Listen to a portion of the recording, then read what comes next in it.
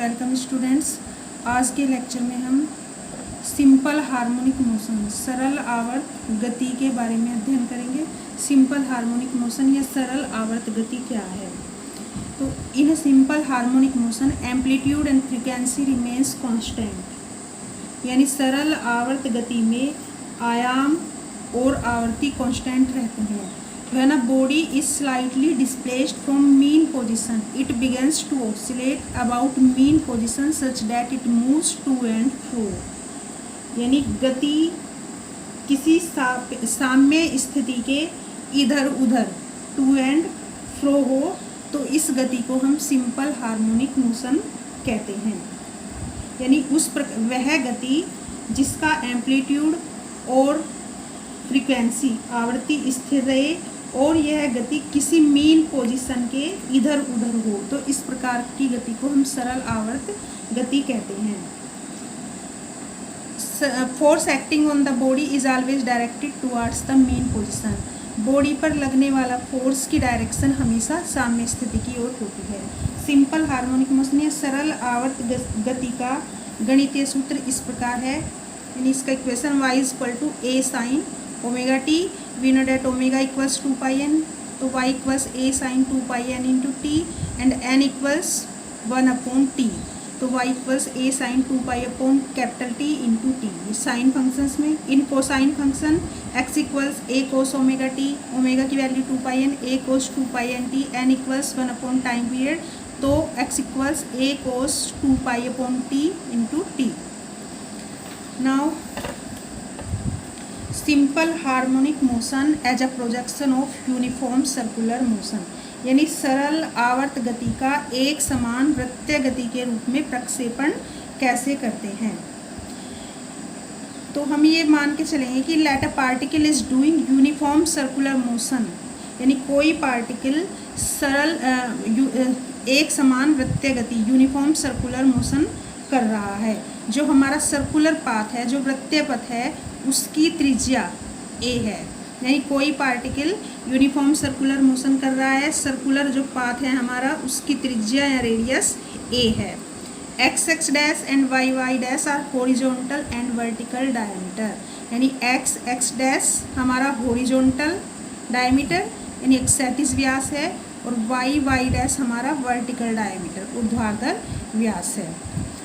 Now suppose कि जो particle है वो reaches from x two point P। अब हमारा पार्टिकल पॉइंट x से P तक पहुंचता है और x से P तक पहुंचने में लगा टाइम t है और एंगल XOP, ये एंगल XOP ये हमने सपोज कर लिया थीटा के इक्वल है।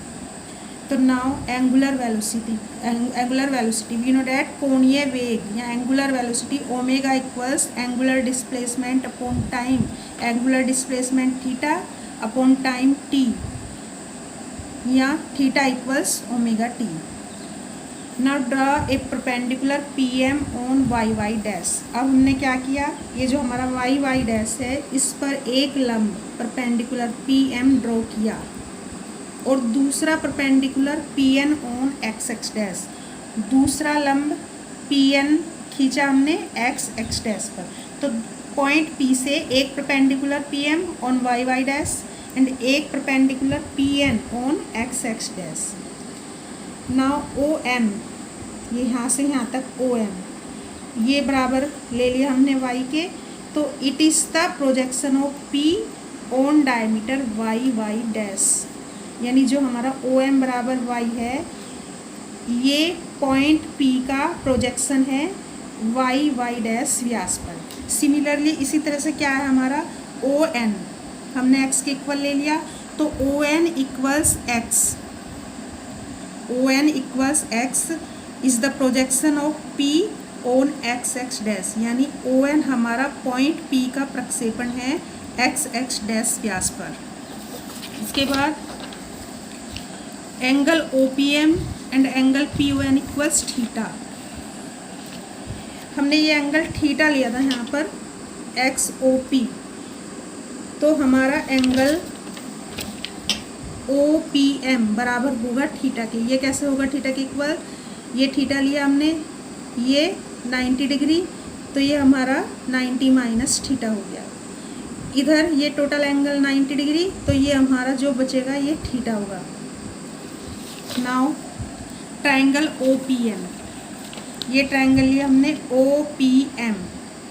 इस ट्रायंगल में साइन का फॉर्मूला लगाएंगे। तो ट्रायंगल OPM यहाँ पर अगर हम साइन थीटा लें, ये हमारा थीटा है, तो sine theta equals OM upon OP, यानी sine theta equals OM upon OP। Theta की जगह ओमेगा टी, OM कंसीडर किया हुआ है y, OP सर्कुलर पाथ की रेडियस है जो एक इक्वल है, तो y equals A sine omega T. तो ये हमारी इक्वेशन है सिंपल हार्मोनिक मोशन, यानी यह सरल आवर्त गति का विस्थापन समीकरण है। इसी तरह से अगर हम ट्रायंगल OPN में देखें, ट्रायंगल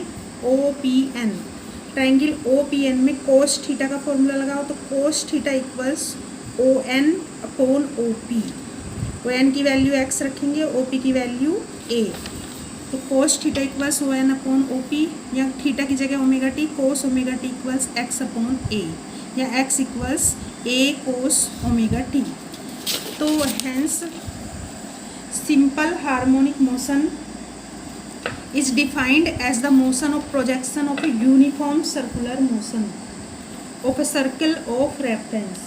इसलिए एक समान वृत्तीय गति करते हुए किसी कण का उस सर्किल के डायमीटर पर डाले गए प्रोजेक्शन की वैल्यू सिंपल हार्मोनिक मोशन की इक्वेशन होती है।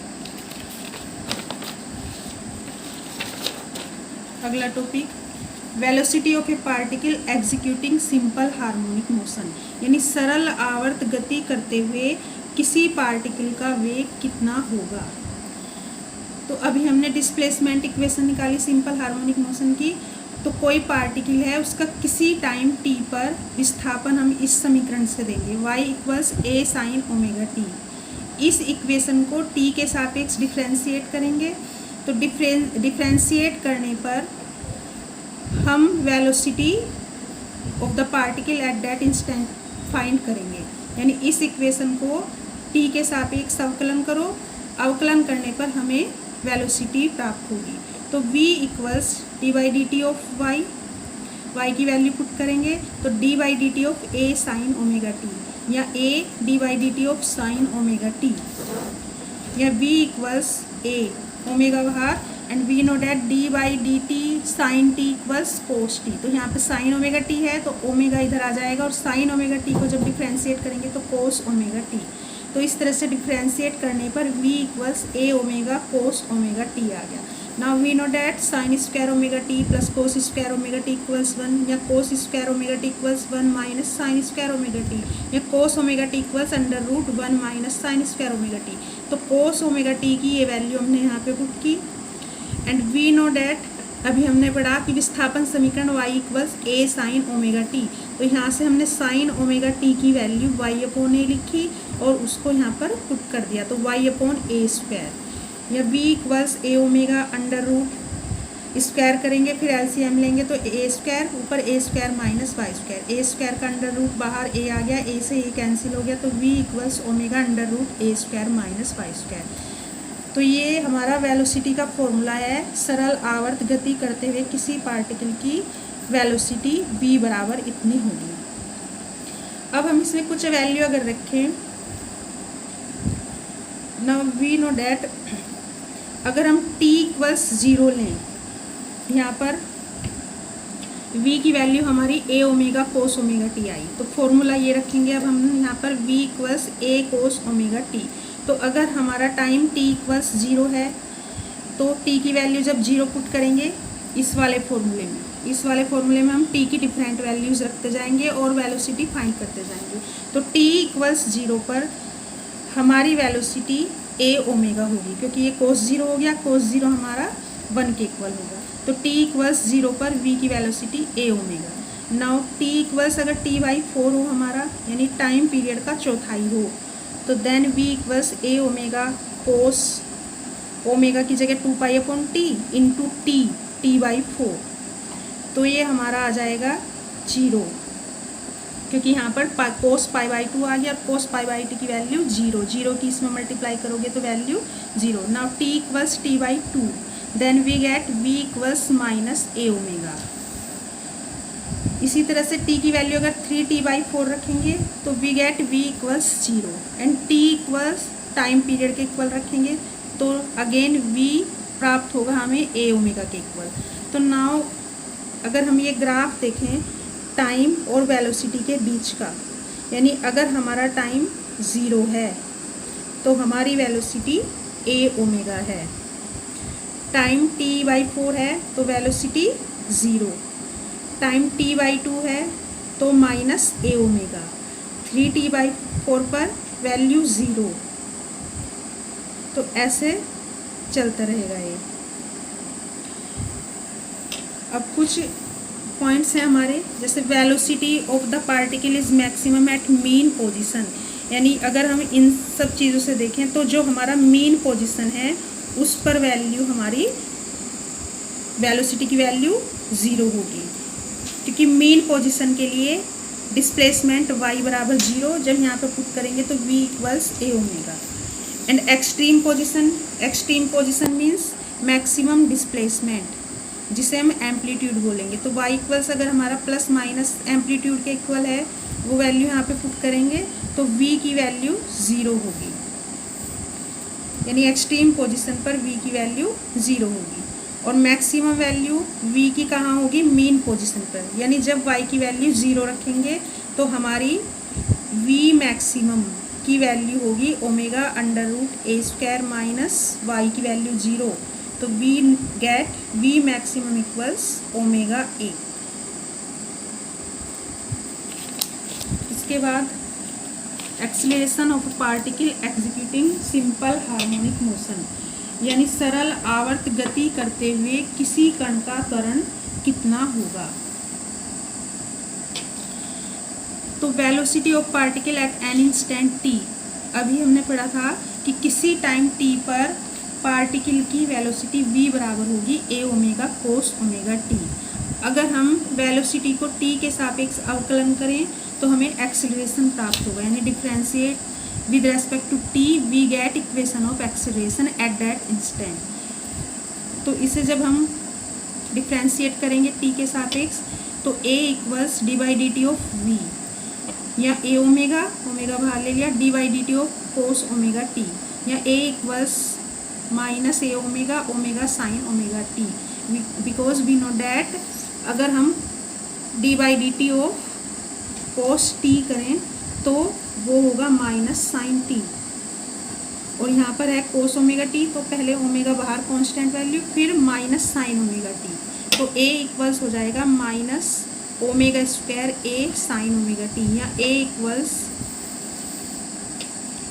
Minus omega square y। ये कैसे हुआ? Because we know that y बराबर है हमारा a साइन ओमेगा t, तो इसकी जगह a साइन ओमेगा t की जगह हम y की वैल्यू रखेंगे, तो एक्सीलरेशन की value a equals minus omega square y।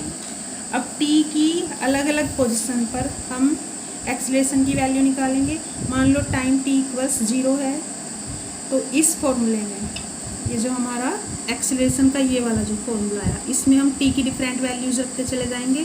अगर हम t बराबर 0 रखेंगे तो a की वैल्यू 0 प्राप्त होगी, t बराबर अगर हमारा t बाई 4 है तो a की value minus omega square a, अगर t बराबर t बाई हाफ है then we get acceleration equals 0, t equals है 3t by 4, we get acceleration a equals omega square a। And अगर हमारा t टाइम पीरियड के equal है तो we get acceleration equals 0। तो अगर हम एक ग्राफ प्लॉट करें टाइम और एक्सीलरेशन के बीच में तो वो इस तरह से आएगा, यानी अगर टाइम 0 है तो हमारा एक्सीलरेशन 0 है, टाइम t बाई 4 है तो एक्सीलरेशन आया माइनस ओमेगा स्क्वायर a, तो ये है हमारा acceleration minus omega square a। t बराबर t बाई हाफ पर पुनः एक्सीलरेशन 0, 3t बाई 4 पर एक्सीलरेशन की value plus omega square a, ये एंड टाइम पीरियड t पर एक्सीलरेशन बराबर होगा 0 के। तो 2 पॉइंट्स हैं हमारे जो निकल कर आए कि acceleration of the particle is zero at mean position, यानी अगर हम मीन पोजिशन पे लें तो मीन पोजिशन y बराबर जीरो पर हमारा त्वरण जीरो होगा। अगर हम यहाँ y की वैल्यू जीरो रखेंगे तो a equals zero. Second, acceleration is maximum at extreme position. Extreme position means maximum displacement, यानी y की वैल्यू अगर एम्पलीट्यूड के इक्वल है तो we get maximum acceleration. Thank you.